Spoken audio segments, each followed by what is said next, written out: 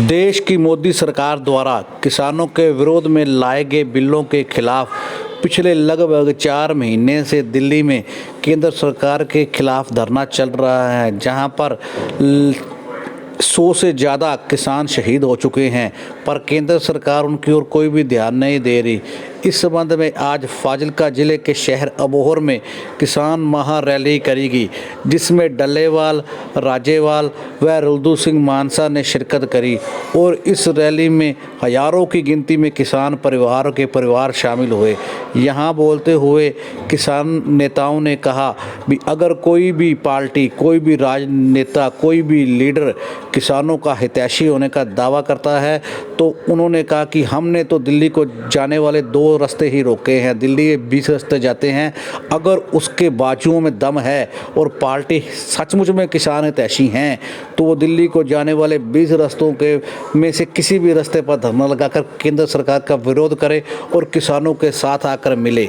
और उन्होंने इसी के साथ ही ये कहा कि हम आने वाले विधानसभा चुनाव में किसकी मदद करनी है या अपनी तरफ से कोई चुनाव लड़ाना है, इसके बारे में अभी हम कोई भी खुलासा नहीं करते। अभी हमारा ध्यान सिर्फ और सिर्फ धरने की तरफ है, हमें कहीं और ना उलझाया जाए और हमारा धरना बिल्कुल शांतिमय धरना है। और उसके साथ ही उन्होंने क्या कहा, ये सब जानने के लिए हमारी पूरी वीडियो देखें।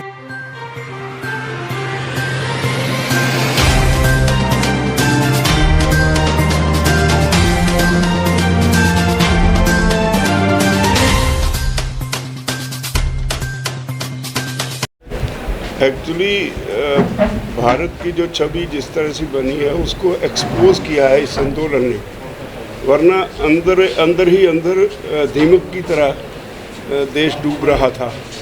तो मैं समझता हूँ इस आंदोलन की ये बहुत बड़ी प्राप्ति है, सारी दुनिया को दिखा दिया कि मोदी सरकार किस तरह से कॉरपोरेट्स को सारा कुछ बेचने जा रही है। देश का हर जो अदारा जो असेट है हमारी उसको बेचने जा रही है, बार बार एक एक आइटम करके। ये सारा इस किसान आंदोलन की वजह से एक्सपोज है। थोड़ा जो देखो भाजपा का एजेंडा है हिंदुत्व का, हिंदू राष्ट्र का, ये कुछ छुपया नहीं, सबनों पता, ओपन सीक्रेट है ये। पिछले दिनी आंध्रा च म्यूनसिपल चोणां हुई, इत्थे भी हुई, इत्थे भी भाजपा बुरी तरह हारी है। चलो इत्थे कह लो शुरू तो कमज़ोर पार्टी रही है, पर आंध्रा च इन्हों एक भी सीट कॉरपोरेशन ते म्यूनसिपल चोणां दे विच नहीं मिली। उत्थे दे चीफ मिनिस्टर ने ट्वीट करके कहा भई इत्थे तुहानूं एक भी सीट नहीं मिली, इस करके भी किसान अंदोलन की वजह करके तुहाडा हिंदुत्व का एजेंडा रुल गया, ये उन्हें कहा। तो ये असलीयत है भी ये अंदोलन इहदा आधार पंजाब बनिया, ये बाद फिर ये हरियाणा जुड़िया, फिर यूपी, उत्तराखंड, राजस्थान जुड़े। हौली हौली ये अंदोलन अज सारे देश च फैल गया, कोई स्टेट पिछे नहीं। हाँ, एक कमी जरूर है भी जिहड़ा कम्यूनीकेशन गैप हुंदा उहदी वजह करके इत्थे दीयां खबरां बहुतियां साउथ विच नहीं जाके छपदियां, उत्थे दीयां खबरां इत्थे आके नहीं छपदियां। ये भी एक सिस्टम ऐसा बना दिता पोलीटिकल लोगों ने, सारे देश की स्थिति सारे देश नूं पता नहीं लगती। तो रियलिटी ये है भी ये अंदोलन अज जदों असीं कॉल दिंदे आ रस्ता रोको दी तो 21 स्टेटां च रस्ता रुकदा है। जे असीं कॉल दित्ती रेल रोको दी तो 21 स्टेटां च रेल रोकी जाती है। और रोकण का तरीका भी यूनीक रहा, भाई रेल भी रोकी तो एक जथा जाके हर डब्बे दे विच या तां खाना दिंदा सी, लोकां नूं नाल माफ़ी मंगदा सी भी असीं सानूं माफ़ करिओ, तुहानूं कष्ट होया ते असीं अपनियां मंगां करके तुहानूं रोकिया, पर तुसीं आ लंगर छको। किते मिठाई दित्ती, किते उन्हां नूं कुछ फ्रूट वंडे, पर नाल माफ़ी जरूर मंगी लोकां तो, जिहड़ा 4 घंटे दा सी। ते ये एक नवां तरीका सी देश विच जिहड़ा कदे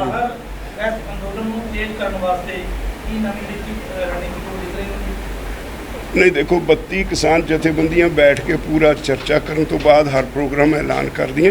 हुण एक फैसला हो चुका भी असी कल, क्योंकि FCI नूं सरकार कहे ना कहे, शांता कुमार कमेटी की रिपोर्ट अनुसार वो डिसबैंड करना चाहते हैं, FCI नूं तोड़ना चाहते हैं। उन्होंने बहाने होर लभे हुए ने जी, कल असी जी इत्थे तुसीं सानूं ज़मीनां दे नंबर दो तां असीं खरीद करांगे। ये असलीयत यह है भी मार्केटिंग सिस्टम तोड़ना चाहते हैं, मंडियां चों निकलना चाहते हैं। ते कल नूं असीं FCI दे दफ्तरां 'च सारे देश ਦਫ਼ਤਰਾਂ ਦੇ ਸਾਹਮਣੇ ਅਸੀਂ ਧਰਨੇ ਦੇ ਰਹੇ ਹਾਂ ਵੀ FCI ਅਸੀਂ ਟੁੱਟਣ ਨਹੀਂ ਦੇਣੀ। ਜੇ FCI ਟੁੱਟ ਗਈ ਤਾਂ ਮੈਨੇਜ FCI ਕਰਦੀ ਹੈ ਸਾਰਾ ਫੂਡ ਗ੍ਰੇਨ ਨੂੰ, ਉਹੀ PDS ਦਾ ਕੰਮ ਕਰਦੀ ਹੈ, ਅੱਗੇ ਡਿਸਟ੍ਰੀਬਿਊਸ਼ਨ ਦਾ ਕੰਮ ਕਰਦੀ ਹੈ। ਜੇ FCI ਟੁੱਟ ਗਈ ਤਾਂ PDS ਵੀ ਬੰਦ ਹੋ ਜਾਏਗੀ, ਕਿਸਾਨਾਂ ਦੀ ਪ੍ਰੋਕਿਊਰਮੈਂਟ ਵੀ ਬੰਦ ਹੋ ਜਾਏਗੀ, ਸਮੁੱਚੇ ਦੇਸ਼ 'ਤੇ ਇਹਦਾ ਅਸਰ ਹੋਏਗਾ। ਉਹਦਾ ਕੱਲ੍ਹ ਨੂੰ ਅਸੀਂ ਉਹ ਕਰ ਰਹੇ ਹਾਂ। ਇਹ ਤੋਂ ਬਿਨਾਂ 10 ਤਾਰੀਖ ਨੂੰ ਅਸੀਂ ਪ੍ਰੋਟੈਸਟ ਵਜੋਂ KMP ਜਿਹੜੀ ਦਿੱਲੀ ਦੀ ਸਾਰਾ ਹੈ ਸਾਰਾ ਆਲੇ ਦੁਆਲੇ ਉਹਨੂੰ 11 ਵਜੇ ਤੋਂ 11 ਤਰੀਕ 11 ਵਜੇ ਤੱਕ ਅਸੀਂ ਉਹਨੂੰ ਜਾਮ ਕਰ ਰਹੇ ਹਾਂ। ਤੇ ਜੇ ਸਰਕਾਰ ਫਿਰ ਵੀ ਨਹੀਂ ਸੁਣਦੀ ਤਾਂ ਮਈ ਦੇ ਮਹੀਨੇ ਡੇਟ ਹਾਲੇ ਕੋਈ ਤੈਅ ਕੀਤੀ ਨਹੀਂ, ਡੇਟ ਹਾਲੇ ਅਗਲੀਆਂ ਮੀਟਿੰਗਾਂ 'ਚ ਤੈਅ ਕਰਾਂਗੇ। ਇਹ ਸਟ੍ਰੈਟਜੀ ਵੀ ਉਹਨਾਂ 'ਚ ਤੈਅ ਕਰਾਂਗੇ ਕਿ ਕਿਵੇਂ ਅਸੀਂ ਪਾਰਲੀਮੈਂਟ ਵੱਲ ਮਾਰਚ ਕਰਨਾ। ਸਟ੍ਰੈਟਜੀ ਵੀ ਨਹੀਂ ਹਾਲੇ ਫਾਈਨਲ ਡਿਕਲੇਅਰ ਕੀਤੀ ਤੇ ਡੇਟ ਵੀ ਹਾਲੇ, ਇਹ ਦੋ ਚੀਜ਼ਾਂ ਅਗਲੀਆਂ ਮੀਟਿੰਗਾਂ 'ਚ ਤੈਅ ਕਰਕੇ ਅਸੀਂ ਡਿਕਲੇਅਰ ਕਰਾਂਗੇ। ਅਸੀਂ ਪਾਰਲੀਮੈਂਟ ਵੱਲ ਮਾਰਚ ਕਰਨ ਵਾਲੇ ਹਾਂ ਕਿਉਂਕਿ 4.25 ਮਹੀਨੇ ਤੋਂ ਉੱਤੇ ਹੋ ਗਏ ਸਾਨੂੰ ਉੱਥੇ ਬੈਠਿਆਂ ਨੂੰ। ਸਾਨੂੰ ਮੇਰੀ ਰਿਕੁਐਸਟ ਹੈ ਇਹ ਇੱਦਾਂ ਦੀਆਂ ਜਿਹੜੀਆਂ ਚਰਚਾਵਾਂ ਨੇ ਇਹਨਾਂ ਨੂੰ ਬੰਦ ਕਰੋ। ਅੰਦੋਲਨ ਬਹੁਤ ਜ਼ਰੂਰੀ ਹੈ। ਅੱਜ ਦੀ ਡੇਟ ਵਿੱਚ ਇਹ ਅੰਦੋਲਨ ਹਰ ਵਰਗ ਨੂੰ ਲੜਨਾ ਪਏਗਾ। ਹਰ ਚੀਜ਼ ਦੀ ਪ੍ਰਾਈਵੇਟਾਈਜੇਸ਼ਨ ਹੋ ਰਹੀ ਹੈ, ਬੈਂਕ ਪ੍ਰਾਈਵੇਟ ਹੋ ਰਹੇ ਨੇ, ਰੇਲਵੇ ਪ੍ਰਾਈਵੇਟ ਹੱਥਾਂ 'ਚ ਵੇਚੀ ਜਾ ਰਹੀ ਹੈ, 100 PSUs ਵੇਚੀਆਂ ਜਾ ਰਹੀਆਂ। ਰਾਜਨੀਤੀ 'ਚ ਆਉਣਾ ਨਾ ਆਉਣਾ ਇਹ ਅੱਜ ਸਵਾਲ ਨਹੀਂ, ਅੱਜ ਸਵਾਲ ਹੈ ਦੇਸ਼ ਨੂੰ ਬਚਾਉਣ ਦਾ। ਇੱਕ ਇੱਕ ਚੀਜ਼ ਕਰਕੇ ਦੇਸ਼ ਦੀ ਪ੍ਰਾਈਵੇਟਾਈਜ਼ ਹੋ ਰਹੀ ਹੈ ਔਰ ਕਾਰਪੋਰੇਟ ਕਲਚਰ ਵੱਲ ਅਸੀਂ ਅੱਗੇ ਵਧ ਰਹੇ ਹਾਂ। ਸਾਡਾ ਦੇਸ਼ ਜਿਹੜਾ ਇਹ ਸੋਸ਼ਲਿਸਟਿਕ ਪੈਟਰਨ ਉੱਤੇ ਚੱਲਣ ਵਾਲਾ ਦੇਸ਼ ਹੈ। ਸਾਡੇ ਸੰਵਿਧਾਨ ਅਨੁਸਾਰ ਅਸੀਂ ਕੈਪੀਟਲਿਸਟ ਇਕੋਨਮੀ ਦਾ ਕਨਸੈਪਟ ਨਹੀਂ ਅੱਜ ਤੱਕ ਅਡਾਪਟ ਕੀਤਾ। ਇਸ ਕਰਕੇ ਇਹ ਲੜਾਈ ਜ਼ਿਆਦਾ ਜ਼ਰੂਰੀ ਹੈ ਸਾਨੂੰ ਲੜਨੀ। ਤੁਸੀਂ ਸਟੋਰੀ ਪਲਾਂਟ ਕਰਦੇ ਹੋ, ਲੋਕਾਂ ਨੂੰ ਸਮਝ ਨਹੀਂ ਪੈਂਦੀ ਉਹਦੇ ਵਿੱਚ ਕੀ ਹੈ। ਇਹ ਕਹਿੰਦੇ ਨੇ ਵੀ ਜੀ ਜ਼ਮੀਨ ਦੇ ਨੰਬਰ ਦਿਓ। ਹਰਿਆਣੇ 'ਚ ਸਕੀਮ ਆਲਰੇਡੀ ਚੱਲਦੀ ਹੈ, ਉੱਥੇ ਵੀ ਫੇਲ ਹੋ ਗਈ, ਉੱਥੇ ਵੀ ਇਹਦਾ ਵਿਰੋਧ ਹੋ ਰਿਹਾ। ਉਹ ਹੈਗਾ ਮੇਰੀ ਜ਼ਮੀਨ ਮੇਰਾ ਬਿਊਰਾ, ਇਹ ਨਾਂ ਇਹਨਾਂ ਨੇ ਦਿੱਤਾ ਹੋਇਆ। ਤੁਸੀਂ ਆਪਣੀ ਜ਼ਮੀਨ ਦੇ ਨੰਬਰ ਲੈ ਕੇ ਜਾਓ, ਕੰਪਿਊਟਰ 'ਤੇ ਅਪਲੋਡ ਕਰਨਗੇ। ਸਾਡੀ ਸਥਿਤੀ ਇਹ ਹੈ, ਸਾਡੀ ਜ਼ਮੀਨਾਂ ਦੇ 3-3 ਪੁਸ਼ਤਾਂ ਤੋਂ 98% ਖਾਤੇ ਅਸੀਂ ਤਕਸੀਮ ਹੀ ਨਹੀਂ ਕਰਾਈਆਂ, ਸਾਂਝੇ ਖਾਤੇ ਨੇ, ਜ਼ਮੀਨਾਂ ਦੇ ਸਾਂਝੇ ਖਾਤੇ ਨੇ। ਇਹਦਾ ਪ੍ਰੋਸੈਸ ਇੰਨਾ ਲੰਬਾ ਹੈ, ਜੇ ਅਸੀਂ ਖਾਤੇ ਕੱਲੇ ਕਰਾਉਣੇ ਵੀ ਨੇ ਤਾਂ ਪਹਿਲਾਂ ਤਹਿਸੀਲਦਾਰ ਦੇ ਤਕਸੀਮ ਦਾ ਕੇਸ ਕਰੋ, ਪਤਾ ਨਹੀਂ ਕਿੱਥੇ ਤੱਕ ਚੱਲੂ। 3-3 ਪੁਸ਼ਤਾਂ ਲੜਾਈ ਹੁੰਦੀ ਰਹਿੰਦੀ ਹੈ, ਖਾਤੇ ਅਲੱਗ ਨਹੀਂ ਹੁੰਦੇ। ਜੇ ਖਾਤੇ ਅਲੱਗ ਨਹੀਂ ਹੋਣੇ ਤਾਂ ਜਦੋਂ ਮੈਂ ਨੰਬਰ ਲੈਣ ਜਾਵਾਂਗਾ ਸੇਵਾ ਕੇਂਦਰ ਵਿੱਚੋਂ 100 ਪੇਜ ਦੀ ਮੈਨੂੰ ਕੱਢ ਕੇ ਫੜਾ ਦੇਣਗੇ, ਉਹਦੇ 'ਚ ਵੀ ਇਹ ਕਲੀਅਰ ਨਹੀਂ ਹੋਏਗਾ ਵੀ ਕਿਹੜਾ ਖੇਤ ਮੇਰਾ ਕਿਹੜਾ ਕਿਹਦਾ। ਇਸ ਕਰਕੇ ਇਹ ਸੰਭਵ ਨਹੀਂ। ਦੂਸਰੀ ਗੱਲ ਮੈਨੂੰ ਇਹ ਪੂਰੀ ਗੱਲ ਕਰ ਲੈਣ, ਫਿਰ ਤੁਸੀਂ ਹਾਫ-ਕੁੱਟ ਗੱਲ ਕਰਦੇ ਹੋ ਜਾਂ ਤਾਂ ਉਹਨੂੰ ਸਮਝੋ, ਫਿਰ ਤੁਸੀਂ ਠੀਕ ਰਿਪੋਰਟਿੰਗ ਕਰੋਗੇ। ਜੇ ਉਹਨੂੰ ਨਾ ਸਮਝੋਗੇ ਫਿਰ ਅਧੂਰੀ ਰਹਿ ਜਾਏਗੀ। ਫਿਰ 40% ਜ਼ਮੀਨ ਪੰਜਾਬ ਦੀ ਐਸੀ ਹੈ ਜਿਹੜੀ ਜਾਂ ਤਾਂ ਬਾਹਰਲੇ ਦੇਸ਼ਾਂ 'ਚ ਬੈਠੇ ਨੇ ਉਹਦੇ ਜ਼ਮੀਨ ਦੇ ਮਾਲਕ, ਇਹ ਆ ਜਿਹੜੇ ਮੁਲਾਜ਼ਮ ਨੇ, ਨੌਕਰੀ ਪੇਸ਼ਾ ਨੇ, ਪਿੰਡੇ ਜਾ ਕੇ ਠੇਕੇ 'ਤੇ ਦੇ ਆਉਂਦੇ ਨੇ। ਇਹਨਾਂ ਨੇ ਜ਼ਮੀਨ ਦੇ ਮਾਲਕ ਨੂੰ ਪੇਮੈਂਟ ਕਰਨੀ ਹੈ।